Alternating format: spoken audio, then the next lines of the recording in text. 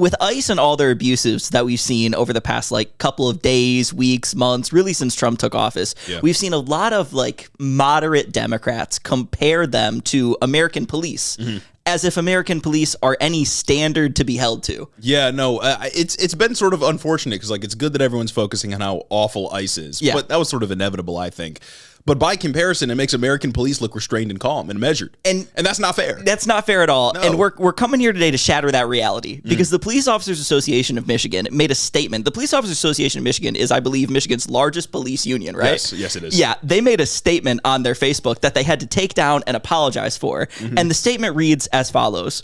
Ted Nugent, former country singer, former singer-songwriter, Michigan man, Motor City Madman, a fixture around Michigan politics. Ted Nugent, quote, Ted Nugent just dropped a massive $100,000 bomb to feed starving ICE agents in woke Minneapolis. That's in all caps. The Motor City Madman is flying in a metric ton of real Montana barbecue because these gutless liberal-owned restaurants are straight up refusing to serve the heroes keeping illegals out of America. ICE agents are getting the cold shoulder and turned away in this sanctuary city shithole. So Ted said, fuck that. He's personally bankrolling enough ribs, brisket, pulled pork, and sausage to feed an army of real American warriors doing the dirty work the left hates. This is the ultimate middle finger to anti-ICE open border mob that would rather coddle criminals than back the men and women protecting our country. Ted Nugent isn't just talking. He's delivering hot, smoky justice straight to the front lines in enemy territory. Pure badass move from a legend who still has balls of steel. Share this everywhere if you love seeing real Americans stick it to the woke scum. God. Drop a fire emoji if you're all in for more legends like Ted stepping up like this. Who else wants Nugent to run for office next? Police should not be allowed to post like that. No, this is like a combination of everything that's kind of awful with this country right now. You got boomers posting on Facebook. You got police doing whatever police do. And you got ICE agents being helped out. And Ted Nugent, the Motor City Madman. It's astonishing, really. And it's so funny that it's just like all just one huge, massive, like obvious virtue signal. Yeah. But to send like real Montana barbecue to these ICE agents in Minneapolis, like, what are we doing, man? Well, the starving ICE agents in Minneapolis, they're getting put up at like hotels. They can't eat lunch because too many people are protesting them. They can't eat lunch because too many people protest them, or they go eat lunch at Mexican restaurants and then arrest the wait staff. So then when they go again, they can't be served.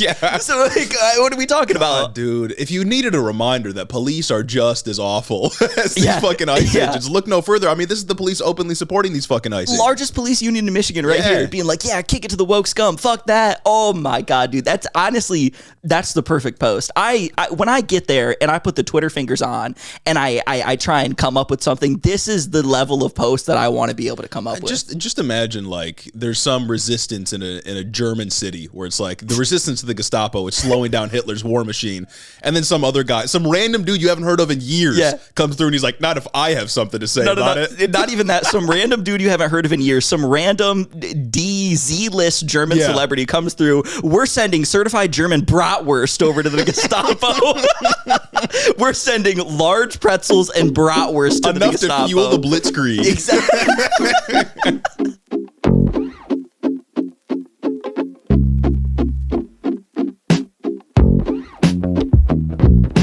Welcome back to Head in the Office, everybody. You are listening to a quirked up podcast from the Midwest. We're two white boys. Two white boys running a podcast in the Midwest. What more could you really ask for? Podcast equipment was just right for us to get in the market. That's right. Before the tariffs hit. Precisely. Several years ago, of course. Now, today we're going to be talking about Minneapolis for the most part. Trump maybe sort of backing off. At least that's how the media is portraying it. Trump ostensibly backing off. We got to talk about my Democrats. Huge. And boy, we have to add somebody. We have to add a new character to the roster of our Democrats. And that's because Representative Marie Concentrationkamp, I don't know how to say her name. Concentrationkamp. Marie Concentrationkamp Perez, she dropped a banger video that we're going to take a look at a little bit later on. It is kind of funny how like every week my Democrats just grow and grow and grow and grow. Oh yeah. Last week we talked about Obama. This week we got Marie. Another week we had Tim Walz. Then we had Jacob Frey. Like every week somebody's putting their name in the ring for who's going to be the most Democrat. And that's a derisive term. It is. 100%. My Democrats, that's not something you want to be. Democrats derogatory. It's not something Democrats. that anyone ever wants to be. At this year, at the 2026 HITO Award show, we're going to have an award for most My Democrat of them all. And these guys, they're putting in just resumes early. Yeah, you do not want to be one of My Democrats. You want to be something else entirely. But before we get into the show, I'll remind you, I'll beg, I'll plead, become a patron. Come on, Consider becoming a patron. You get early access to our content. You get commercial-free episodes. And you support budding independent media. And you know, I'll say, after that review brought Sunday sermon back into the forefront of my consciousness, I've been thinking, damn, I really miss saying, guys, go join the Sunday sermon,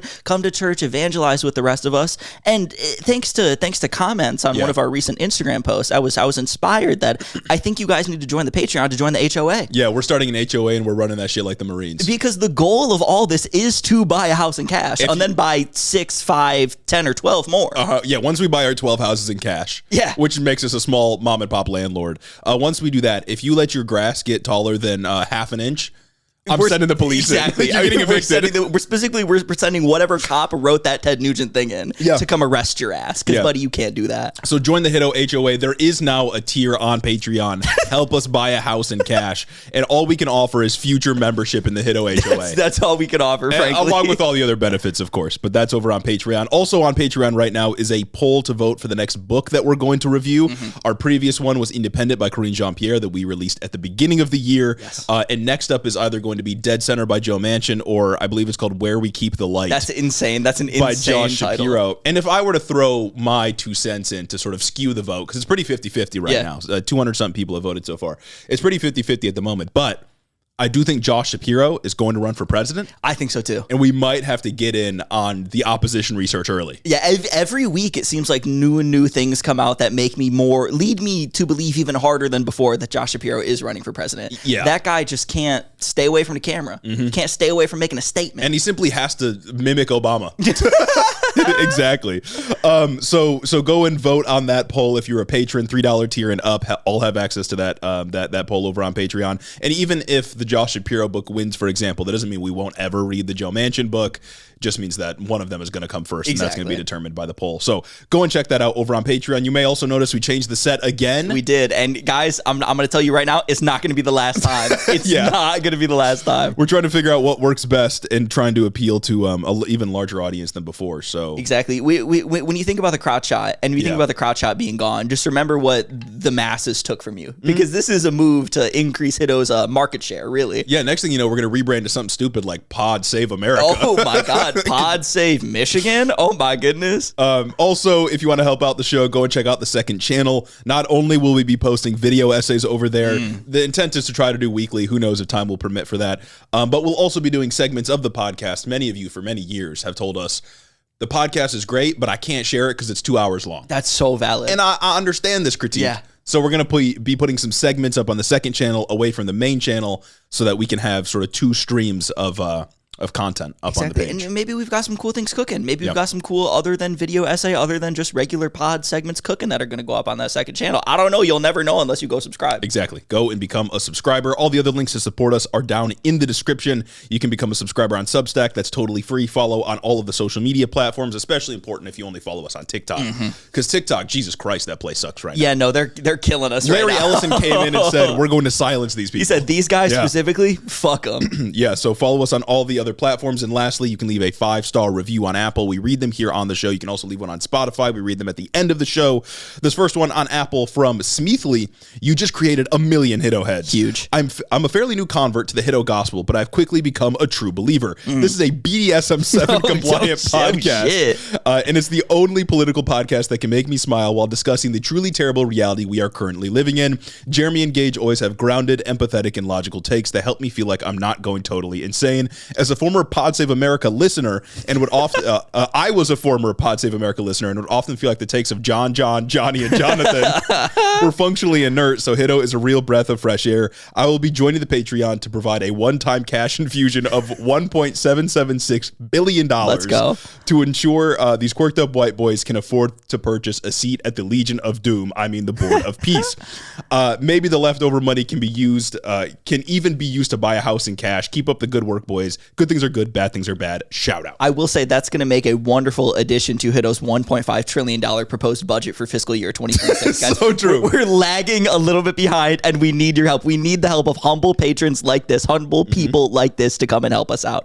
Yeah. This next review from not Scott Besson. Sure there. 5 out of 5 stars to these two Midwest, definitely not mid, white boys. Of course, I condemn all political violence, and I would also like to condemn my fellow Apple Podcast listeners for lacking with the reviews. These boys put in so much hard work to bring us the news, and they should be able to buy 8, 9, maybe even 12 houses in cash based on their work ethic alone. The least we can do for these guys is leave a 5-star review. Love the show, guys. Keep up the good work. P.S. Stoners love your show too. Oftentimes, my after-work routine is getting home and enjoying HITO and a joint. Wow. Huge. Shout out. I will say also, I just remembered from the last review too, it seems like we've carved out a nice spot for us for reformed pod save listeners to come and a nice landing pad for them to come to. Yeah, unfortunately, I don't think getting bought by Crooked Media is in the cards for us anymore. No. I think we might have openly criticized them a few too many times, which is another reason you should go become a patron. We are grassroots funded, folks. This next review from Creed 040404,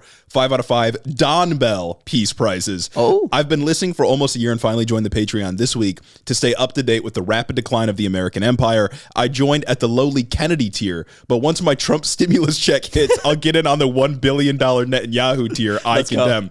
To get these white boys seats on the board of peace. This is the #1 UTI compliant podcast, and it is keeping me sane here in Eastern Kentucky. Keep up the excellent journalism. I reject the label of journalism wholesale. Yeah. What we do is not journalism. This is political commentary, and you better get it right. I'm a pundit, and I am biased. I will say, I do think the monetary success of this podcast is maybe in some way reliant on Trump actually making good on those stimulus checks. That's because we've had several people promise to send them our way. You guys are making claims, and you don't want to be like Trump and make a bunch of empty claims that you never deliver on. So I need those $2,000 checks to come through. This next one from Alora Borealis, laughing through despair. Never thought that two quirked up white boys from the Midwest would remind me of one of the biggest parts of rebellion. Laugh at fascists. Watch all these freaks try to aura farm for edits and the aesthetics of cruelty. Watching all of them has been insane and also hilarious because of how much it doesn't work. Instead of pulling my skin off and screaming this pod allows me to laugh into the void with Jeremy and Gage. Truth nuke. This last one, Drinking Werner's Concepts of a Review. I discovered this podcast by doom scrolling on TikTok till the woke Chinese government finally threw me a bone and put the Head in the Office TikTok on my For You page. Banger. Try as I may, I couldn't ignore the unmistakable swag that imprinted itself into my mind when graced with the image of the guy and the other guy. Unfortunately, when I went on the YouTube, I misspelled it as Pod Save America and got confused when they all had hair. Hey, now. When they all had hair. Damn, that's an anti-Gage sentiment. Oh, no. Relics of the Obama admin. When I finally realized I was watching the wrong podcast, I checked my TikTok following to find the correct name and immediately wondered why this podcast is named after Bill Clinton's favorite afternoon activity. Unlike John and John at Pod, these guys go above and beyond to make sure you never know who is who. Real talk, these guys make some great points. It's nice seeing guys way older than me, 40 years, having some amazing opinions. It took me way too long to realize that these guys are Michiganders, and that was definitely the icing on the cake, shit. Capitalized ICE. It's good to know we have some real Detroit representation, and I'm sure these guys are not from West Bloomfield. We're not. Excited to keep tuning into what is essentially my local radio show. Can't wait to listen to this podcast from my Huawei plugged-in BYD. Build your dreams, baby. Sending regards from MSU East Lansing. Sadly, no head at this capital. Let's go. Yeah, the one of the bright spots about living in Michigan right now is now that Canada's accepting all those like Chinese EVs to come in, it's way easier for us to just go across the border and buy one. Yeah. And then I think you can bring it. I don't see why you wouldn't be able to bring it back. Probably like road safety standards. They'd probably hit you with $1 trillion fees. You think so? Yeah. You think that would really be? You think it's not like we don't believe in free trade this country, or is it just like $1 billion % tariff is why they're not here? Maybe $1 billion. Because why can't I go over to Canada, buy one, and then drive it back? Why can't I walk over that bridge and then come back with my new dream? I'm sure they'd find a reason to stop it, right? That would suck. Like they would definitely find a reason to stop it. But like, hey man, build your dreams. Build your dreams. Build your dreams, man. It's necessary in this time. Thank you all for those reviews. If you want your review read, leave it 5-star review on Apple or Spotify. We'll get to Spotify at the end here. But now it's time to get into the news. And once again, we're talking about Minnesota. And I really do, in moments like these. Yeah. yearn for the time when we could talk about niche stories from like Iowa. I was thinking about that exact same thing this morning. I was thinking about like, damn, we were so close. Like speaking electorally, like Kamala Harris did, like she could have won that election. 1.5%, man. Close to winning that election. And it's just like we were so close to us talking about bullshit that they were doing that kind of sucked. Yeah. Oh my God. I yearn for a time where we could talk about like whoever is Joe Manchin right now. Yeah. I yearn for us being able to talk about like a budget reconciliation in terms of like, oh yeah, this infrastructure project is great, but minimum wage. Yeah, man. Shit's really bad. And we're going to talk about some more bad stuff. So there seems to be some administrative shakeups happening in Minnesota. ICE operations, as Greg Bovino has essentially been demoted. And Trump is subtly rebuking the narrative from Stephen Miller and the rest of them that Preddy was a domestic terrorist. Now, I wouldn't celebrate too early though, because Trump is kind of the only guy in the administration that can catch a vibe, but I don't think he's like principally dedicated to killing less people. No. So I wouldn't get too excited, especially considering that Tom Homan is being dispatched in place of Bovino, and that's like Hitler versus Goebbels. Well, like, for sure. Like, Trump I mean? Is, like, committed to the idea of mass deportation. Trump is committed to what he thinks is going to be popular outside of, like, tariffs. I don't know where the hell that comes from, and I don't know where the hell Greenland comes from. But when it comes to this, I think he's committed to mass deportations because mass deportation is, popular. Yeah. I don't think he's Stephen Miller and has this, like, crazy ideological bent. Yeah, he's, like, racist. Yeah, he's, like, all these things. Yeah, sure, he's probably sympathetic to whatever white nativist thing that Stephen Miller wants to push forward. But, like, I think the reason he's able to catch a vibe is because this shit is obvious. The vibes are off. Yeah, no, the vibes are bad. And I think they can only shield him from the negative polling for so long. Yeah, but until he realizes that, like, oh yeah, we just look really bad. Well, I think that's why, because it's like he came out at that press conference and he said something along the lines of like, yeah, both of those killings, they were like really terrible, right, guys? And he didn't do any like the bullshit trying to defend the agency. He's like, yeah, that like sucks. And then he talked about how Renee Good's parents were Trump supporters. He goes, that makes it even worse. And it's like, okay, pipe down, buddy. Like, hold on a minute now. But he's going out there and he's kind of just saying it like it is a little bit. He's like, yeah, that shouldn't have happened. And he's not being a psychopath. Yeah. And it's crazy that he's the only one that's not being a psychopath about it. Yeah, it is interesting. Yeah, he sort of like holds back from saying too much. It's clearly Stephen Miller who's trying to, and I think we have evidence of that now with Kristi Noem's statements, for sure, which we'll talk about later. But it seems like Miller's the kind of guy who's been like driving most of the immigration stuff and most of the foreign policy. Yeah, oh, absolutely. And he's at the very least driving the rhetoric. Like he's doing the messaging here. But again, I don't know if I would celebrate too much because when Homan gave a speech yesterday in Minnesota, he said, you're going to see a drawdown, but then, quote, we're not going to surrender our mission at all. We're just going to do it smarter. The media is sort of spinning this as Trump backing off or scaling down in Minnesota. Maybe. But I'm not so convinced that like this isn't just sort of smoke and mirrors to make things look different. Yeah, I don't think it is either. Like, I think this is pretty much, we're not backing off, we're just doing it smarter. Yeah. Like, I even if they get rid of a couple of agents, like doing it smarter is still something that sucks. Yeah, I think they sent Bovino. Again, Bovino was the commander at large for Border Patrol. They essentially demoted him, taking him out of Minnesota and just stuck him back on, I think, either in like California or Texas or something like that. Yeah, so like, but it's like, he's still going to be running around doing Hitler stuff. Exactly. Unless he retires, which I think there were some whispers of that.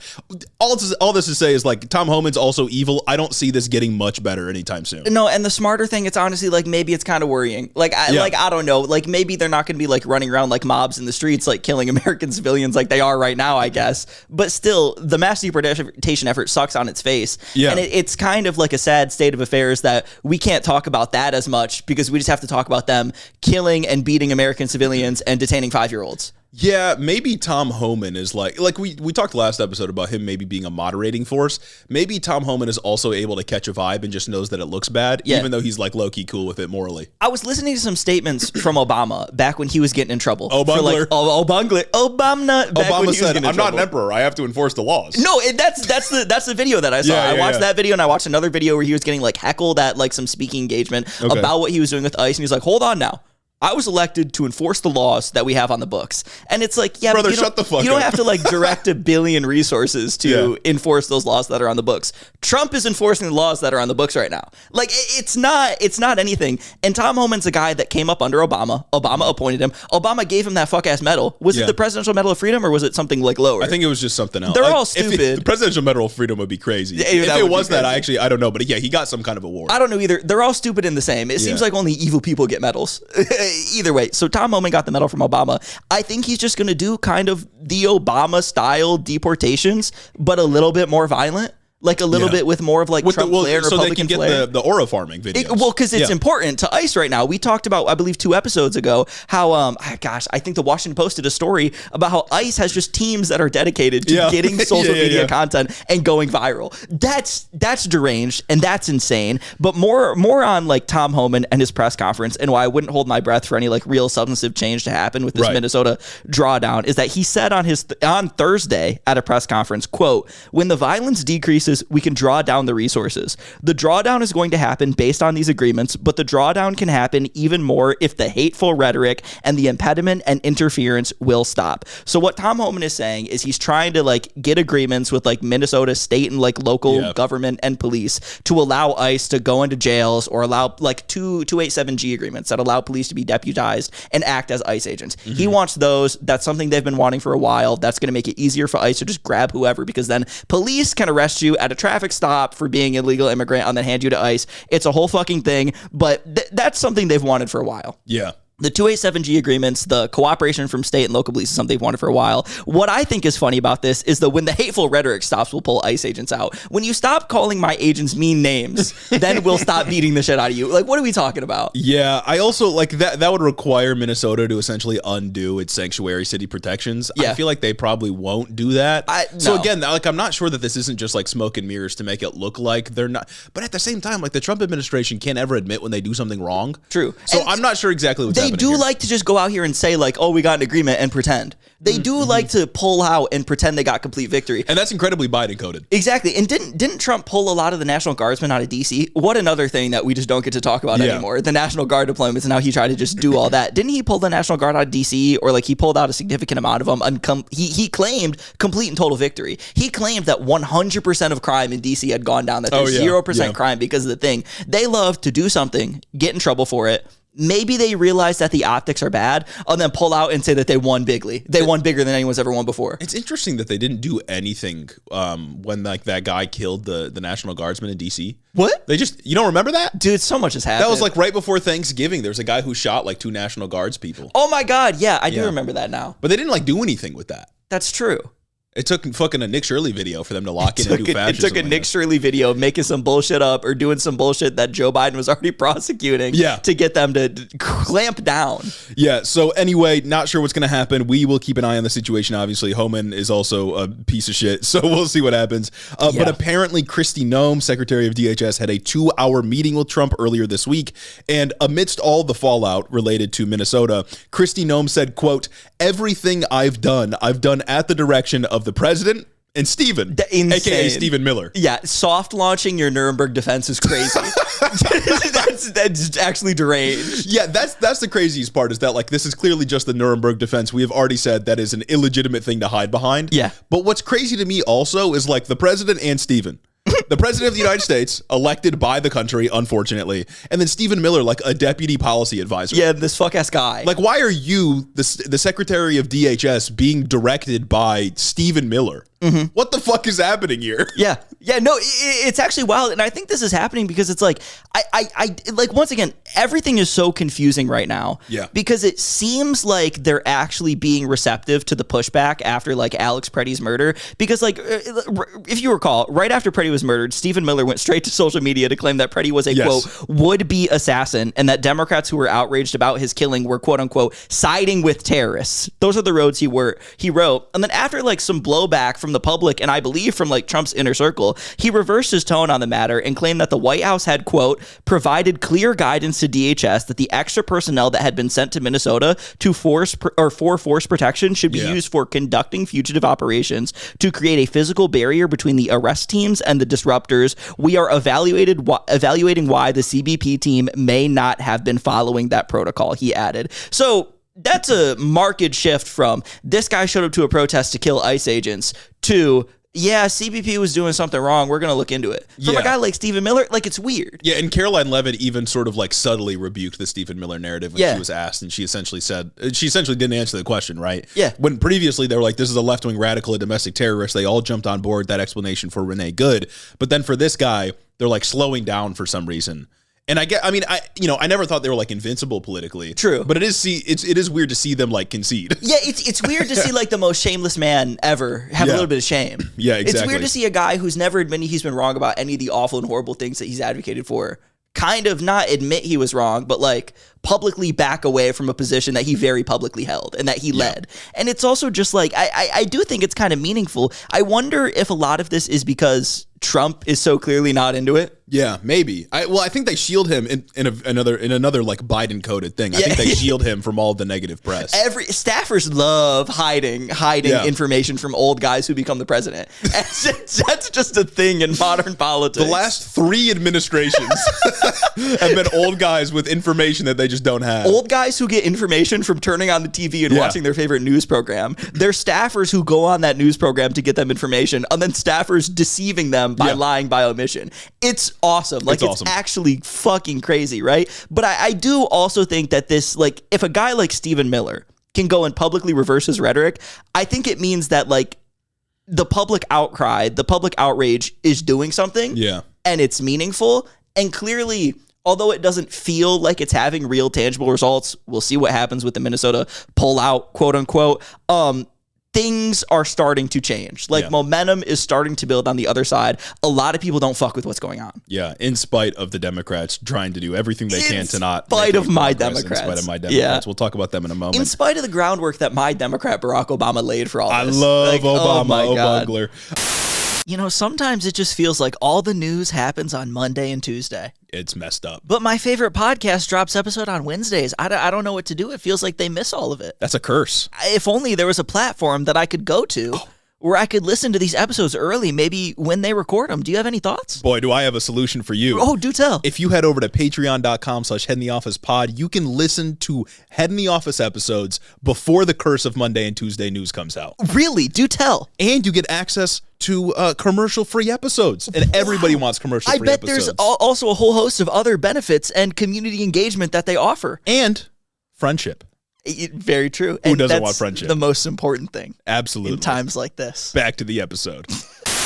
Obviously, we're not willing to say here that like Twin Cities residents should just like rejoice and go back to life as normal. Yeah. There's still like 3,000 or something federal troops in your city. But I do think this points to, I think a lot of this is just explained by like internal conflict, right?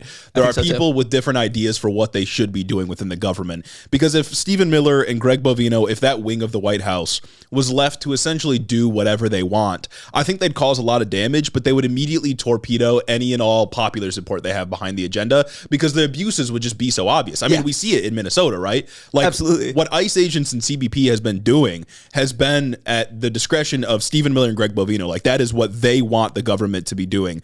But the reason that this regime or this coalition has power at all is because of Donald Trump and because he can like sort of sense when things are going to be popular among people. And that's all he cares about. Yeah. Trump has no beliefs outside of what he thinks will be popular. Not to say that he's not like genuinely evil, of course, but he can catch a vibe more than most of them can.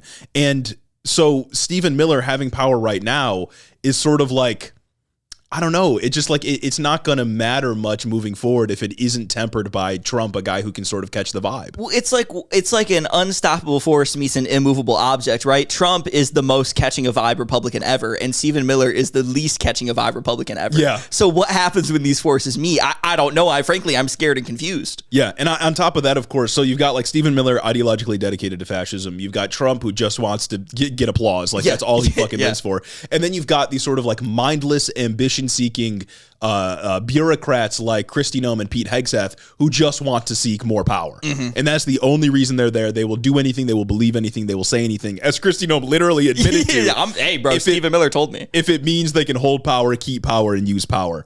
And I think that makes it pretty hard to like have an agenda. Yeah. When so many in your administration believe nothing, some of them believe in actual fascism, and then the guy at the lead will shift with the wind. Mm-hmm. So I don't know. I think there's an interesting internal dynamic playing out here. It's kind of like funny because it's like you clearly like you got like Trump trying to be like the authoritarian like leader, and everyone in the Republican Party like falling behind him. Kristi Noem literally falling behind what him and Stephen Miller tell her to do when it comes to running DHS, the organization she was supposedly ostensibly tasked with running and like organizing. And these people aren't committed to fascism, but they kind of want to fall in line because they want the power. But when push comes to shove, they're like, actually, not me. Actually, It's not me that's doing any of this. They're not committed to either. They're not committed to falling in line. They're not committed to doing anything. They're only committing to making themselves look good. That's what happens when you appoint like 26 Fox News personalities to your cabinet and people like cosplay Kristi. Like, it's insane. Kristi Noem is still dressing up like when she goes out on these raids. I saw... Man, she posted a video. With she was with some feds. It was either Border Patrol or ICE agents. And the picture is fucking awesome, dude. I screenshotted it on my phone because it's so good. She's sitting there. She's in her like fake tactical gear next to two big guys that are also in tactical gear. The guy standing on her right is just like looking in the camera menacingly. And the guy standing on her left is holding like his like AR like gun up in the air. Oh, yeah, I saw that. And she's also holding a gun pointing at the guy's fucking head. And then in the video, what's even funnier... She's done that before. Yeah, what's even funnier than her like pointing the gun at the head of like a guy she's supposed to be working with is that she says... Okay, I think we're going out to get somebody who's a sex offender, right, guys? I think we're going out to get this. Like, dog, you could have just retook the video. Yeah, they can't even be confident. They just want to get the social media hits. Yeah. They want to get out there. They want to put on their fucking cosplay costumes, point guns at their friend's head, and then go. I don't even know, and then do nothing after that. Yeah, get mad because they can't use the bathroom. Actually, I like it. People like Kristi Noem and Pete Hegseth interest me so much because it's like, what are you doing? Yeah, what are you doing? Like, what do you believe in? You both are like woefully unqualified for the position. Same with Kash Patel, right? Like you're all woefully unqualified for the position that you have. You should never have achieved like this level of power, and you essentially don't actually have a job to do other than like show up and call people fat. No, basically, or pose for the photo with a random costume on. Yeah. Like these people are so crazy, dude. They are crazy. It's awesome, and it's just like Kash Patel. I'll get I'm at the point critical support to Kash Patel. He's just a guy. I'd rather it be him than anybody else. He's just a guy who got put in a position, and he's just doing the dude thing to do. Yeah. But like Pete Hegseth, alcoholic dickhead. Yeah. Alcoholic dickhead running the military in a weird way, to say the least. Kristi Noem going out there and literally just putting on outfits, playing dress up to go brutalize people. Posing in front of like concentration camps. Yeah, it's just everything they're doing is awful. But Kash Patel, he's just wasting taxpayer dollars. Well, like tell me if you came into like inordinate amount of power that you wouldn't just act like him. Oh, got to, right? Like if you came into just like an unimaginable amount of power compared to like what we have right now, tell me you wouldn't just act like him. Yeah. And it's like if I got in a position where it was like the law that I couldn't like travel on commercial flights and I could only take my agency's private jet anywhere, but I'd have to like pay the commercial rate. Maybe I'd be abusing that too. No, absolutely. Maybe I'd abuse that to go see my long distance Z-list country singer girlfriend as well. Yeah, Mossad playing girlfriend. If I was in charge of the FBI, we're not getting shit done. Absolutely. And I mean, look at this FBI. They are not getting shit done. It's crazy. I would be doing exactly what he's doing. I would be preempting anytime there's like an assassination or instance of political violence. I'd be posting the wrong suspect. I'd be saying I solved the case. I'd be issuing challenge coins. I'd be doing stolen valor. For sure. Because you know what Kash Patel's got to be thinking whenever like political violence happens. Yeah. He's like, oh, fuck. He pulls out his phone. He makes a goddamn statement. He shows up to the press conference. He's like, yeah, we got the guy. And then he goes home and he goes and calls his girlfriend. And he's like, yeah, it's been a long day today. It's been really, really annoying. Shit just keeps going on. And then she relays all that information to Israel because she's a Mossad plan or whatever. And then she gets Itmer Ben Gvir on the phone. Yeah, I do wonder if Noem or someone else is going to be sort of offered up as a sacrificial lamb. Like, I think there's like genuine momentum building to get Kristi Noem fired. Yeah, well, it's like they're not going to fire anybody, right? Because like when Mike Waltz fucked up with the Signal chat, they just demoted him and gave him a different job, right? That's true. So I think it would, if anything's going to happen, it'll be like, oh, Kristi Noem's going to run for this office, or oh, she's going to do this. She's going to go write a book instead. She's going to kill another puppy. Yeah, she got more puppies to go and kill or something like that. We're dispatching her to the puppy mills. We're dispatching her to the pound. Yeah. So yeah, I do wonder if they're going to like subtly fire her. You know what I mean? Or tell her like, yeah, it's time to resign. I wonder because Hakeem Jeffries was doing an Instagram live earlier that was titled "Fire Kristi Noem," the most fiery thing Hakeem Jeffries has ever done in the past couple months. Yeah, and it's like, okay, maybe there's like an actual like thing that can happen here. Like it feels like it's plausible that Kristi Noem will no longer be at the head of DHS, but like I gotta wonder who would replace her. Yeah, I gotta wonder if it's going to be Tom Homan getting a promotion or if Laura Ingraham. Laura Ingraham. Guys, we're polling Laura Ingraham from the Ingraham angle, and she's going to lead DHS. Maybe who else comes in might just fucking be worse than her. I don't know. I think it's the case where it's like these people, whoever is at the head of DHS, is going to continue to be at the behest of Stephen Miller and honestly less so Donald Trump. Yeah, Stephen Miller's not going anywhere. No, Stephen Miller's not the head of DHS, but running mass deportations for a reason, right? Yeah. Like, he can't be the guy that's in the public. Look at every time he gets on the news. Sometimes he just pretends the signal interrupts. Yeah, exactly. If we've got nothing else on the Republican side, I do want to talk about our Democrats. I do, because I want to talk about this like narrative that I keep seeing, and it was spawned by a fuck ass tweet, guys. Fuck ass tweets have been getting to me recently. Oh yeah, talking about like blah blah blah. This doesn't happen. This kind of chaos that we're seeing in Minneapolis doesn't happen in like red states and red cities.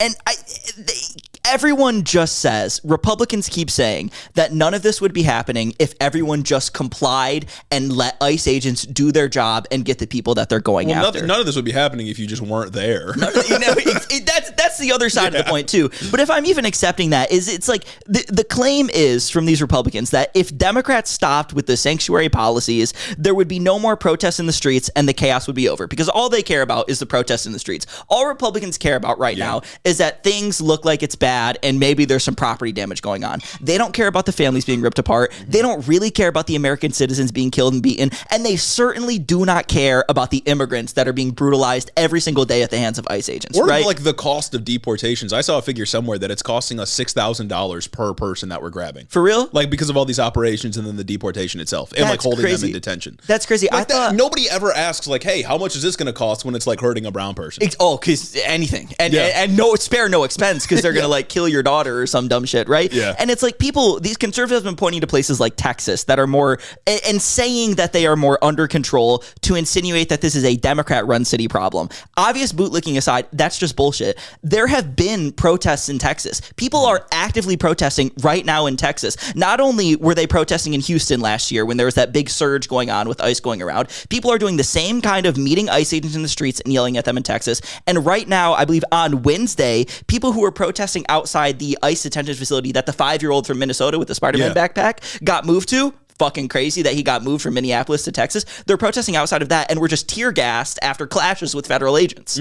People in Texas are protesting just as much as they've been protesting around the country. The difference is the reason why people in Minneapolis are protesting so much harder is obviously because an American citizen was killed. 2 American citizens were killed in broad daylight. It was on video. Some cases like 6 goddamn videos. You could see it from every angle. Goddamn freeze frame, camera enhance, go around and see everything you wanted. And it was clear as day that those were obvious abuses of power. That's why things have escalated to this point in Minneapolis, even though they're not even that crazy in Minneapolis, if we're being fucking real. And there's a few other distinctions too, right? Like a state like Texas versus a state like Minnesota, the Texas state and local officials are just doing the bidding of the federal government. Yeah. Like they're just letting the people get grabbed and get whisked away and get beaten up and get tear gassed. They're not offering any resistance whatsoever. Well, yeah. So of course it looks a little bit different, right? No, it looks a little bit different, but it's still incredibly violent. Yeah, of course. Like I said, people are still getting in encounters and scuffles with ICE agents in Houston. People are getting in encounters with ICE agents when they're doing these street raids. ICE agents are going around Texas and they're going around the border and raiding construction sites. Yeah.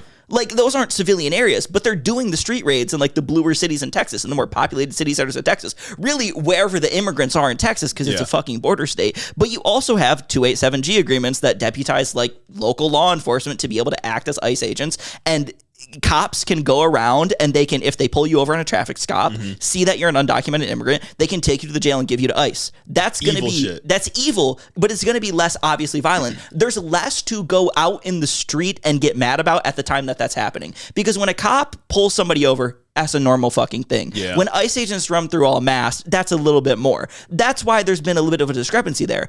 But the discrepancy doesn't matter because it still happens. Yeah, no, it's still happening and still violent. And the other key distinction between Minneapolis and, say, like Austin, Texas, or something like that, is that there are a record number of federal agents there for the immigration operation inside of Minneapolis right now. Yeah. 3,000 federal agents. Fucking like, nuts. It's an insane degree of, like, paramilitary organization going into a city like Minneapolis. And like we talked about last time, it's fucking Minneapolis. It's Minneapolis. Like, Minneapolis is not, like, it's not the most populous city, not even close to the most populous city in the country. Yeah, it's like and Midwest. They have deployed thousands of people, essentially, as we've said before, a standing army into Minneapolis. And J.D. Vance, the vice president, told them, oh, they have absolute immunity. Of course they're going to go fucking buck wild. Yeah. And they have gone buck wild, and multiple people have died. Like, people outside the Midwest aren't supposed to think of us. Yeah, exactly. We're not supposed to be in the national spotlight unless we put themselves there with a podcast. Yeah. You know what I'm saying? It's absolutely ridiculous. But like when it comes to this, when it comes to like this narrative that conservatives are saying, well, this isn't happening in Texas and blah, blah, blah.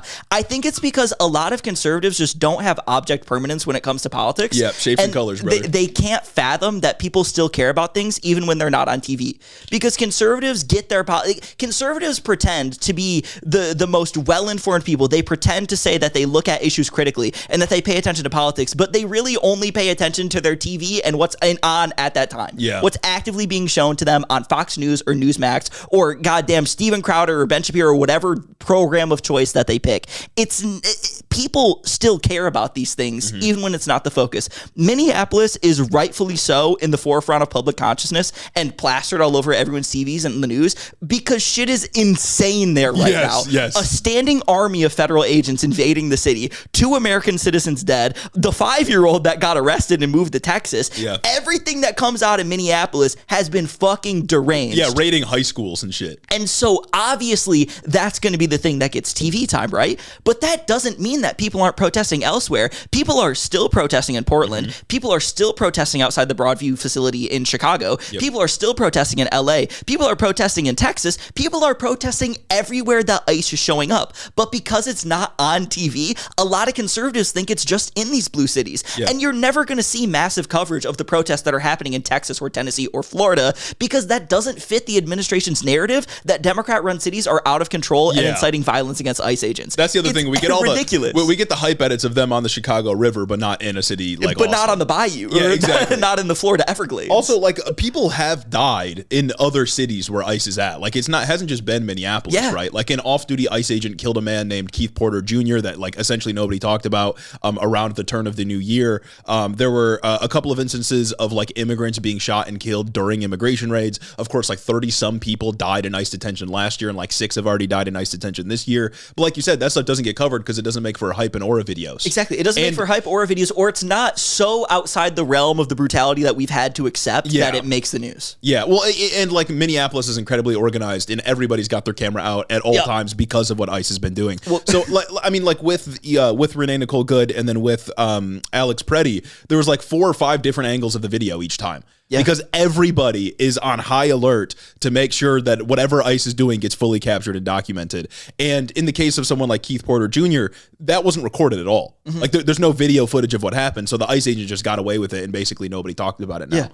Yeah. But with these other ones, like it's in fucking 4K and everyone knows what's happening. 4K, multiple camera angles. This is a goddamn multicam setup. Yeah. Not to mention that like the reason that things are so violent is because ICE is there. Like that's the agitating force. Yeah, none of this unrest happens without ICE agents running around with masks on, beating the shit out of people. Because the unrest is in direct response to what ICE is doing. Like if ICE wasn't there, the unrest doesn't happen. It's pretty simple. Yeah, and it's just not to hypocrisy bait, but it's like the line is that like we're just enforcing the country's laws. Why are you getting in the way of us enforcing country's laws?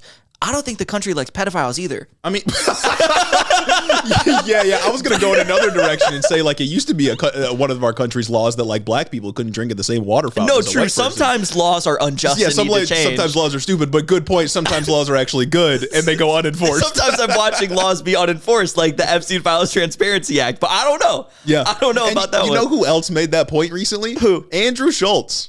Really? Andrew Schultz on his what's the fucking Flagrant podcast essentially said like ICE is always saying they're going and grabbing pedophiles, but since they're not going after anybody in the Epstein files, I just don't believe them anymore. Bro, hell yeah. So bro is fully switched up, or he's just doing a grift. No, 100%. Well, I mean, Joe Rogan came out and said that the Renee Good killing was like unjust and whatnot, but I just saw him. He had Andrew. A different Andrew that like sucks really bad on a podcast. Yeah, I know. Guys named Andrew down a trillion right now. He had another guy named Andrew on the podcast, and he was like, yeah, blah, blah, blah, it was justified. Like, why are you bringing a gun to a protest? And it's like, dog, what?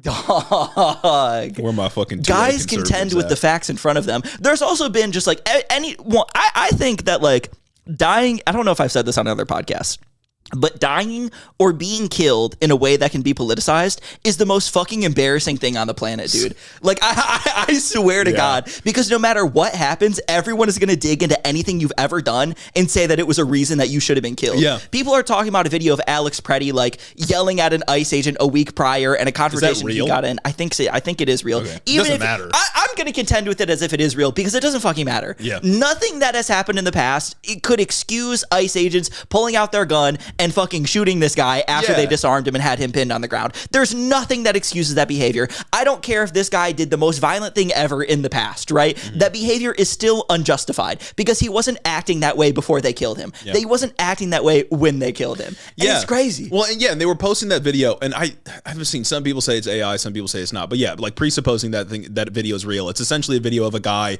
kicking out a taillight of a car and then spitting on an ICE agent. Yeah. And even if that's real, then doesn't that just prove that like their killing of him was premeditated? Even like, do you know what I mean? I think that's kind of where you would go. Yeah, like, oh, this guy got in an altercation with the ICE agents before. That means they can hunt him down and kill him. Like, come on. Like, kicking out a taillight means that you don't just go to jail and get charged with, I don't know, like a federal property destruction or whatever. You get shot in the back 10 times. That's what the punishment is. In the streets, extrajudicially. Like, come on, man. What the fuck are we talking about? Anyways, do we have anything? Oh, I will say on the ICE front, like, obviously Minneapolis is at the forefront of people's minds because people are getting killed and it's really terrible. But ICE has been in Portland. ICE has been in Chicago. ICE has also been in Maine lately, just like in and around Grand Platner's, Maine. So fucking stay safe out there, folks. Who knows what else these thugs are doing? ICE has also been in Michigan. Like, I think the ICE has been arresting people at bus stops in Ypsilanti. Jesus Christ, man. Bus stops? Like, what the fuck are we doing? Like, that's actually deranged. Like, what the fuck? It's just people doing the most innocuous thing, like going to the grocery store, going to Home Depot.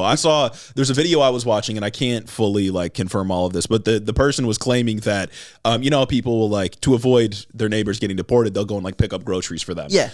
People in Minneapolis have been reporting that ICE agents are following you if you're traveling with grocery bags. Bro, what? Because they suspect you might be giving those groceries to an undocumented immigrant. These are the evilest people ever. Organizers have been telling people to not write anything down on your phone and put it on paper that's edible in case you have to, like, destroy the evidence. Yeah.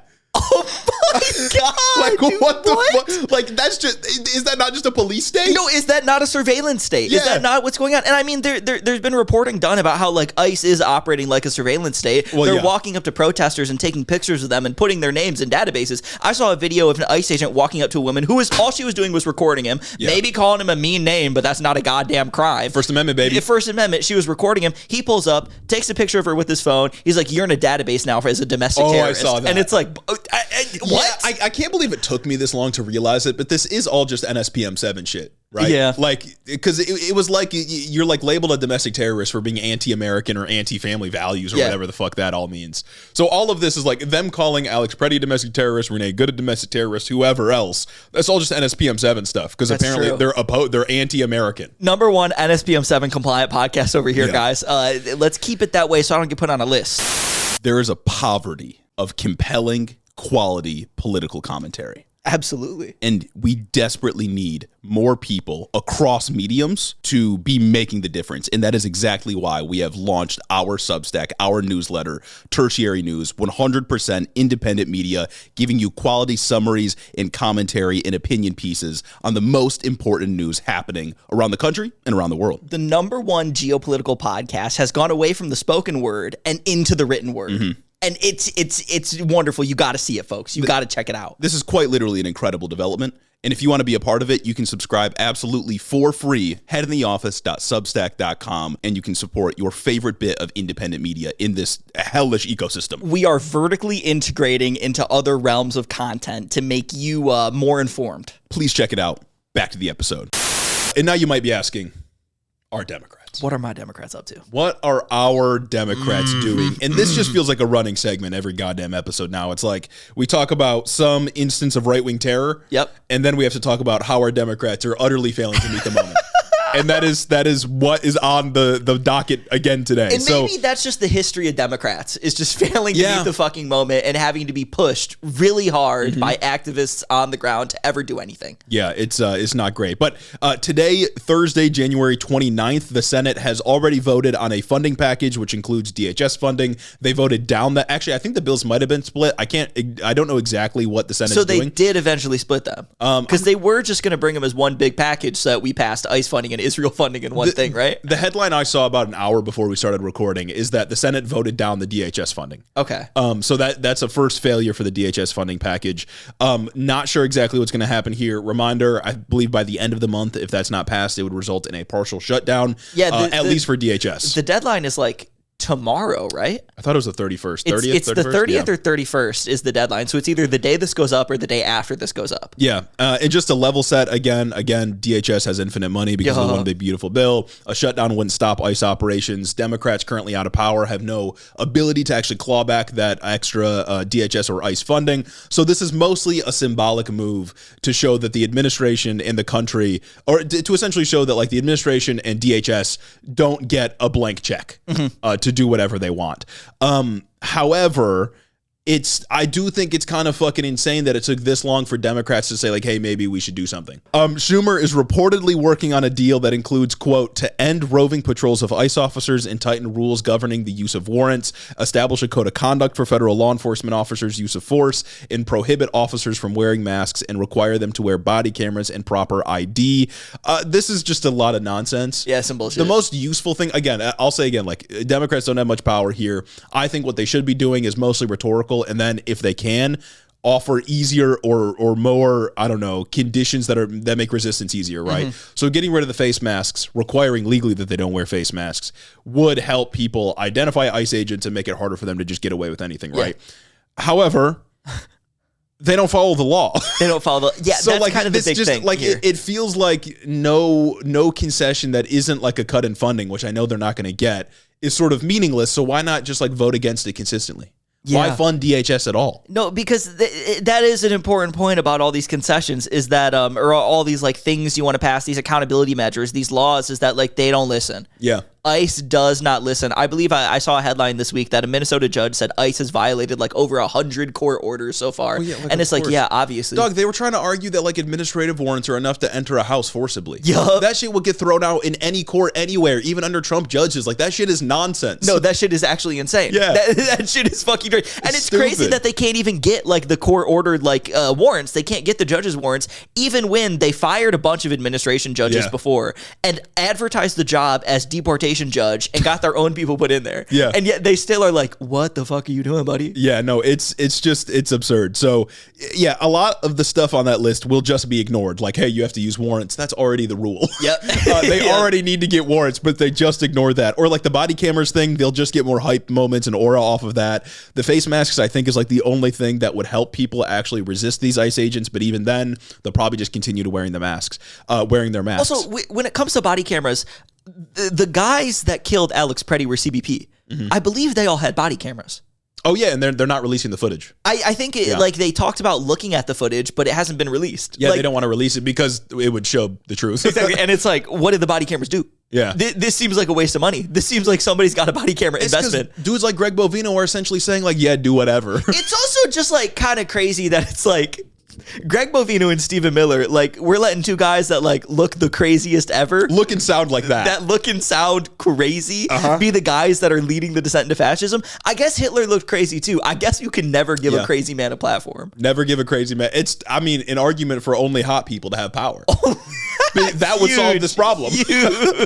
Stephen Miller would never have a government job, man. And I mean, it would probably cause some other issues, but hey, I'm trying to figure something out. Exactly, trade out. This is a bipartisan solution. I'm coming up with more radical solutions that meet the moment better than fucking putting body cameras on people who are still going to get cool POV videos out of it. You know, why don't we give them a gun cam POV too? Why don't we put a helmet cam like on Ready or Not? Come on, man.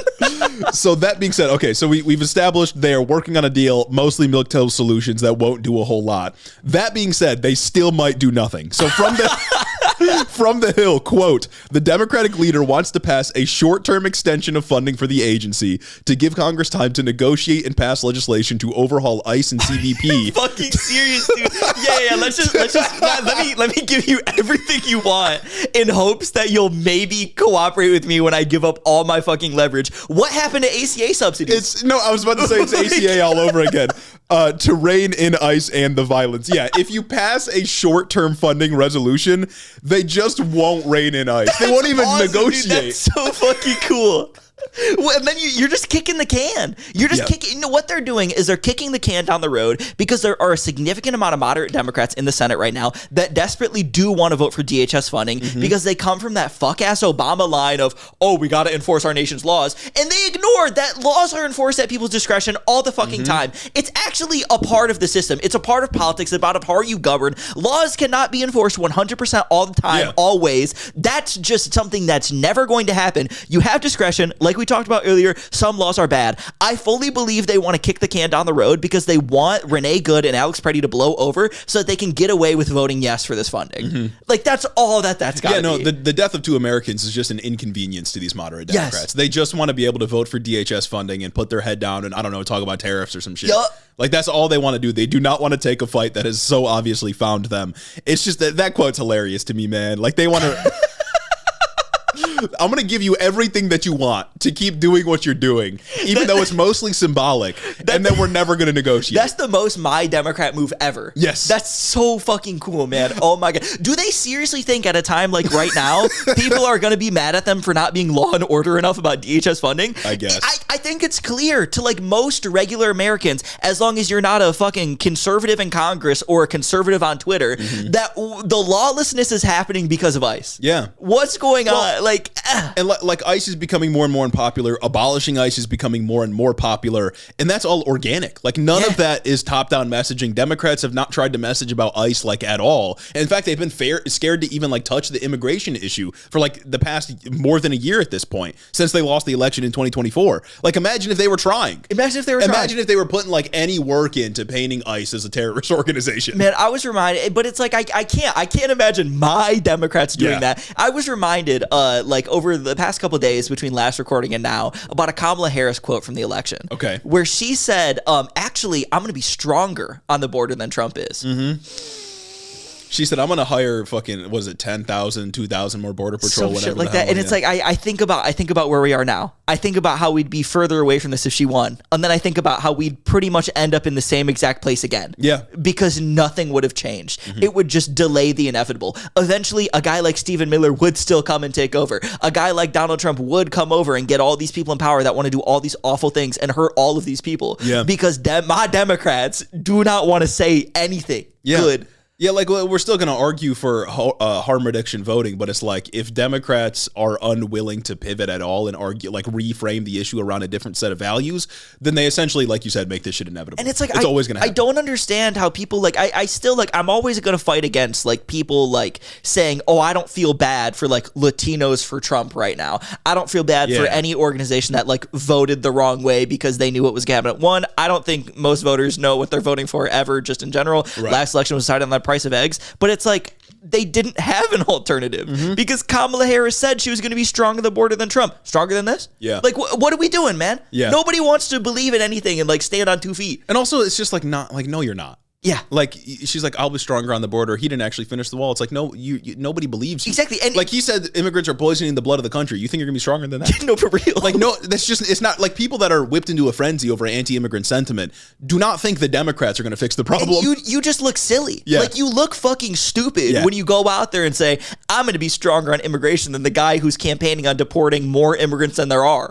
Exactly. Exactly. Come on, you can't do that and expect to have a functioning political party. And that's why it's Kamala Harris would have won if she had like 52 days. 107 days was too much time for her because she started cooking up that shit. Yeah, no, that and I want to believe like that's the contribution of Democratic strategist fake job. Yep. But I think that might have been her, man. I think it might have been her. You might recall that the House of Representatives, so this bill is heading to the Senate. It's in the Senate right now. You might recall that the House of Representatives, I think last week, passed this funding measure. Yep. And we didn't get to talk a lot about it because immediately after Alex Preddy was killed. But 7 Democrats voted in favor of that bill. If those 7 Democrats didn't, it wouldn't have passed. Really? Yeah.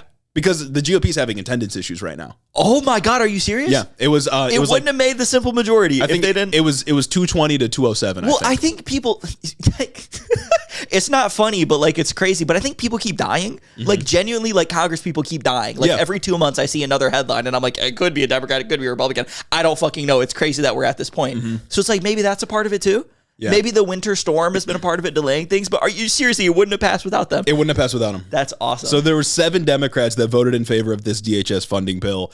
It could not have passed without them. And so far, we've been without explanation from any of them because Alex Preddy died or was shot and killed the next day. Yeah. And that consumed basically everybody's attention. Otherwise, we would have been, screaming, fucking cussing those people out on the Monday show. But I do want to talk about one person in the House who voted for this bill, a Democrat who has come forward and posted a talking head video. Democrats love saying, guys, look how moderate I am. Yes. Guys, I've thought about this issue so much and I've come to a moderate position. One person who voted in favor of this bill, a Democrat, her name is Congresswoman Marie Concentrationkamp Perez.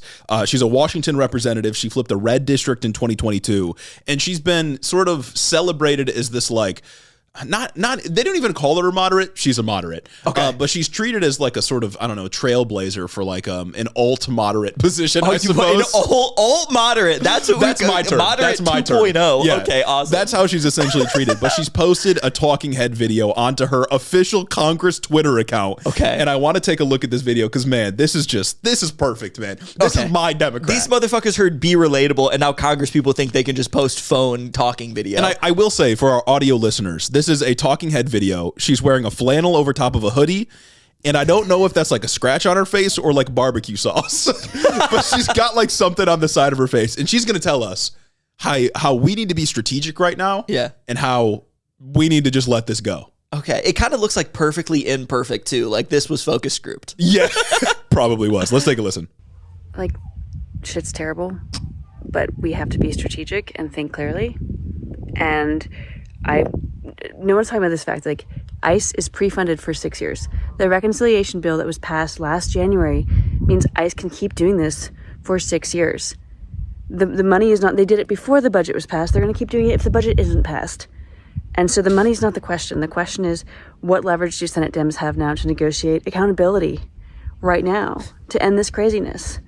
Like, I think they could negotiate to get Senate I think they could negotiate to replace Noem with someone that doesn't skirt the filibuster. I think they could get that's ID the problem, numbers on federal law enforcement. I think they could get an end to the surge. I think they could get an investigation in Minnesota that wasn't run by the feds. I think they could get an end to the administrative warrant bullshit. There's stuff that is worth getting because the money is not the question at this point. It's pre-funded. I know everyone feels terrible. Like, what the fuck is she on? She says she says at the end there, we have to be strategic about this. Then why did you give up the only pressure Democrats had in the House? No, literally. And it's like, guys, the Senate can negotiate. I have no part in this, but I'm going to speak my truth. Yeah. I have no part in this, but I'm going to make a statement about how the money doesn't matter. Motherfucker, what are you holding up then? This is a budget bill. None of that explains like why you voted in favor of DHS funding. Yeah, well, because the money doesn't matter. Like the money doesn't matter, so I just voted in favor of this bill. Well, it's okay to give up the House's leverage because the Senate has leverage. It doesn't make any sense, dude. Jesus it's fucking Christ, absurd. Man. Dude. Would you believe that one of her biggest supporters in the media is Ezra Klein? Oh, that's perfect, really. Ezra Klein late last year wrote a piece about combating Trumpism, and he said, quote, "For all the talk of what the Democratic Party should learn from Sanders and Mom Donnie, oh my God, there should be at least as much talk of what they should learn from Manchin, like as in Golden, Joe? Yes, Manchin, Golden, Marie Concentrationkamp Perez, or Sarah McBride." What a list, man. Can you guess who her biggest donor was in 2024? AIPAC. It was AIPAC. Let's go. $200,000. $200,000 from AIPAC, yeah. Oh my God, dude, that's awesome. This is like the vote blue no matter who final boss. If you go on her Open Secrets, what is it? Is it probably like AIPAC, J Street, Open Secrets, NORPAC? No, I think it's AIPAC then Emily's list. Okay. After that, but it's almost $200,000 from AIPAC in 2024. Jesus Christ, man, that's awesome. After she swore off, I know AIPAC is an ideological PAC, but she swore off corporate PACs in 2022 and then started taking corporate PAC money after that. She's just, I'm saying, like, vote blue no matter who, final boss, dude. Like, yeah, she flipped the red seat, but what does it fucking matter? Yeah, exactly. No, if she's voting with Republicans on issues that are this big, I don't think it really matters that much, especially in, like, the House right now. Yeah. Like, I don't know, the House is way easier to get back. And, like, it's a symbolic vote. Yeah. Like, well, it wasn't symbolic in the sense that, like, those 7 Democrats could have stopped it from passing that vote. Like, it would have eventually passed. Republicans still have a majority. If they can get, like, their attendance together, then, like, they would have eventually passed it. But, like, she says we need to be strategic. We need to maybe extract some concessions. That does not explain why you signed on to what they're doing. No, exactly. It just feels like she's inserting herself into the conversation. Yeah. Like, she thinks... Well, she's probably getting a ton of shit because, like, she's in Washington. Like, why would you think that this would stop people being mad at you for voting yes? If I voted yes on something like that, some I'd never do, I'm shutting the fuck up and, like, hiding. Yeah, with fucking Democrats like these, dude, you don't need Republicans. It's crazy. No, you really don't need Republicans. That's awesome. And the one last thing I want to address is, like, I've been hearing a lot of liberals when they're looking at this ICE situation saying, like, this isn't who we are. This isn't who America is. And I keep getting annoyed by this because it's like, this is distinctly American. Yeah. Like, from the Chinese Exclusion Act or all the other crackdowns America has done on immigrants throughout all of its history, or, of course, Jim Crow laws and mass incarceration and the war on drugs and stuff like this. Like, the United States has always used law enforcement as a way to maintain racial hierarchy. Yeah. And this isn't anything new. And, like, I would love to be in a sort of, like, 2020s era wokeism right now where we're talking about systemic racism, and I can scroll on my For You page and see a Jay Williams video of him debunking some like stupid right-winger or something like that. But we can't get to that point because liberals aren't willing to reconcile with the fact that they are in part responsible for getting us here. The bill that created the Department of Homeland Security in 2002 was a bipartisan effort. Joe Biden proposed a bipartisan immigration bill in 2024 that conceded everything to the right. Like we said earlier, Kamala Harris ran as tough on the border. Yeah. If all you do as a liberal is concede the rhetoric further to the right and imply that immigrants are something that we need to crack down on with the violent military, with like violent paramilitary organization from the state, then like, yeah, we're going to get to a place like this. And when I see liberals saying like, this just isn't who we are, this is who we are. And that's the fucking problem. Yeah, this is who we are because you've made us this way as well. Like you've at every single term, you've reaffirmed, yes, this is who we are. Yes, this is who we are, until activists come through and push you to the point where you can't possibly ignore it anymore. Yeah. And then we get a little bit of progress. And then you rely on that progress to help you win elections for the next 30, 20 something years. And then we're doing the same song and dance again. It seems like the history of progress in America is activists fighting against liberals to do something right, them finally caving, holding it over our heads until the next big movement happens, and then finally caving, and we go and we go and we make little progress here, little progress there, little progress here, little progress there. Liberals are a completely like stoppable force, and they allow Republicans to stop them every single time. Democrats aren't the ones who built the new detention facilities. They're not the ones that gave ICE more money than God to do these deportations and stuff like that. But they did stand in the way every time we might have averted disaster beforehand. Yeah. They occupied the positions of political power and political influence that might have been used to stop us from getting to this point to begin with.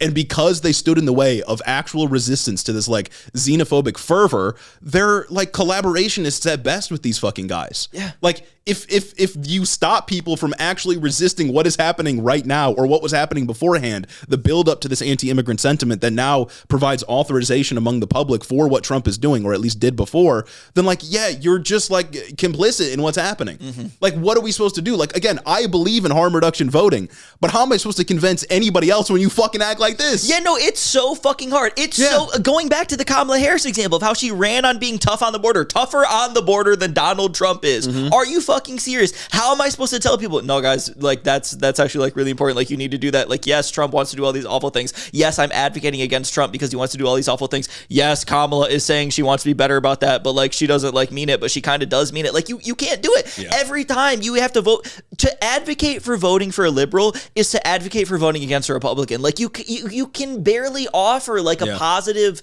vision that these people have. You can barely go out there and actually advocate for the candidate as a Democrat, you have to say, no, guys, that Republican would suck literally so bad. Yeah. They would make everything worse. And hey, if we vote Joe Manchin here in West Virginia, we'll have a chance at talking about a $15 minimum wage. And then it won't we'll have pass. a chance at talking about extending the childhood tax credit. Oh, then he'll kill it. But guys, it's okay because we have a Democrat in the seat. Once again, I'm a harm reduction voting guy, but they make it hard. Yeah. They make it so fucking it really hard hard, at man. every turn. And I just like I despise this idea that like this isn't who America is. Stop being corny, man. Yes. This is exactly who America has always been. And if you want to do anything about it, then we need to like reframe the issue along a different set of ideals, which is of course America being a melting pot and immigrants not being some violent force that needs to be met also with state violence. And it's almost like they're doing the this isn't what America is because like the left recognizes that they need like in some way, shape, or form to take patriotism back and not let like conservatives run away with like patriotism or like thinking that the country's cool or something. Yeah. But they're so fucking sauceless in everything that they my do. God, dude. If you want to take patriotism back, if you want to do the America's a place to be proud of kind of thing, you go out there and you say America has been shit in the past, but it can be good in the future. And we can make it good together and you can build a movement off that. But they don't want to ever build a movement off anything, man. They want to get in Congress, trade stock, and then I don't know, Write book. fucking write book. Write book. Then lose and write book. That is the strategy for Democrats is trade stock in Congress and lose and write book. That is, you know, I mean, it's a lucrative business. Bro, if I'm thinking bag-minded, I gotta give you props. Anyways, to close out this episode with a couple extra news stories. One, yesterday, Ilhan Omar was attacked during a press conference physically after she called for abolishing ICE. The guy who attacked her like sprayed her with some substance and like had a syringe in his hand. Yeah. Really crazy stuff at that press conference. The guy was identified as some dude who posts online in favor of Trump and Republicans. Okay, classic. And one post, I did want to read this just because it's like, these are who these people are. Okay. In one post, this guy wrote, quote, "When will descendants of slaves pay restitution to Union soldier families for freeing them and dying for them and not sending them back to Africa?" Bro, what the hell? Yeah. What the fuck, man? Yeah. Yeah, that is the kind of guy who would go and attack like a sitting congressperson. That's fucking insane. I do want to say on this, like, obviously abhorrent that it happened. Oh, yeah. Obviously, this is a targeted attack because the Trump administration has been so vicious when it comes to talking about Ilhan Omar, even since before the last year. And she's Somali. Yeah. Because she's Somali, Somali-American. it's been a constant smear campaign against her that's only ramped up, culminating in things like this right now. But my friend sent me like an alternate video of like the actual like altercation, and after the guy sprays her, she starts walking that motherfucker down. She was gonna clock his dumb ass until the security guard tackled him, and then she stopped. Ilhan walked him down Omar, man. Oh, that's that awesome. shit is crazy. So that's not a cool event to see. Not cool that any of this happened, but cool to see that she's like that. Yeah. Like she's really about it like that. Also crazy to be like, yeah, we need reparations for Union soldiers from black people. Brother. What are we talking about?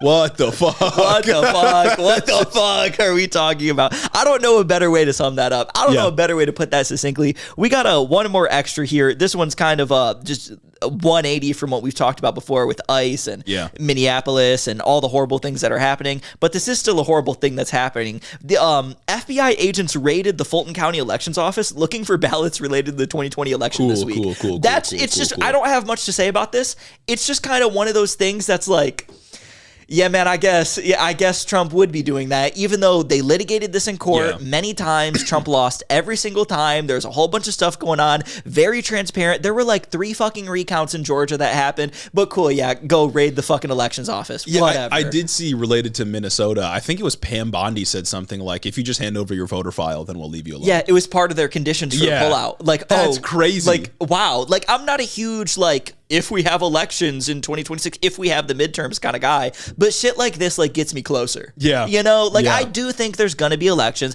I do think we're going to have the midterms. Like I do think that it will be mostly like free and fair, but shit like this makes me think like, okay, you know what? Maybe a close race would be nudged the other way. The only thing that gives me faith is that like the American electoral system is incredibly decentralized. Yeah. They can't like from the top down demand certain changes to take place. That being said, you know, if they have Republicans in key areas, then they can, you know, ask them, tap them on the shoulder, ask them to do some fucky stuff. But find 13,000 votes. I don't think there's enough people in enough places to like make that useful enough for them. No.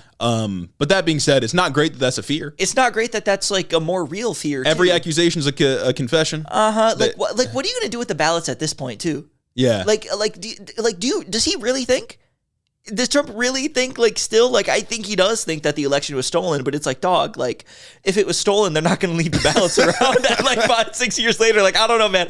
I'm sorry, but it's, like, funny. And it's also funny that this is what Cash Patel's FBI is doing. Yeah, some random bullshit. Random bullshit. Because he doesn't want to do, like, a real FBI job. He doesn't want to actually go around and, like, investigate human trafficking or drugs or whatever the fuck the FBI usually does. I know, dude. It's so funny. Go and do this and go and investigate the widow of Renee Good. It's so also cool. Like, yeah, it's like they're just chronically wasting resources on this random bullshit. And then like ICE has two components, right? There's ERO, which is like the guys who are killing people in the streets, the enforcement and removal guys. And then HSI, which has offices all around the world and ostensibly deals with like human trafficking, drug trafficking and stuff. But all the HSI guys have just been on the ground in the country doing the same shit as ERO. What the fuck? And it's like, we're just wasting, like, if ICE has any good function, it's the stuff that like stops sex trafficking. Yes. But they're not even worried about that. They want to go after like the dude waiting for the bus. For sure. Yeah, the dude in Ypsilanti waiting for the bus. It's wild, dude. Yeah, no, so that funny. sucks. It's like if you have a job at ICE right now, you're either agent on the ground beating the shit out of people or social media manager. There's no in between. Yeah, stormtrooper or poster. Pick your job, buddy. Which way, Western man? That runs out the episode for today, which means we do need to get to our 5-star reviews over on Apple. Yes. Or no, not on Apple. On Spotify. Oh, yes. look at me, just a yes man. Crazy. That's crazy. This first one from David Cornea, 5 Kristi Noems in a peach out of 5. In a peach? What is it? Oh, impeached? Is that what they're trying to say? No, in a peach, but like impeached. Okay. A play on words, if you will. Man, whatever. Reviewing as a broke medical student from the wildly ambiguous North Carolina. God bless Josh Stein, unless he's racist. Ambiguous North Carolina.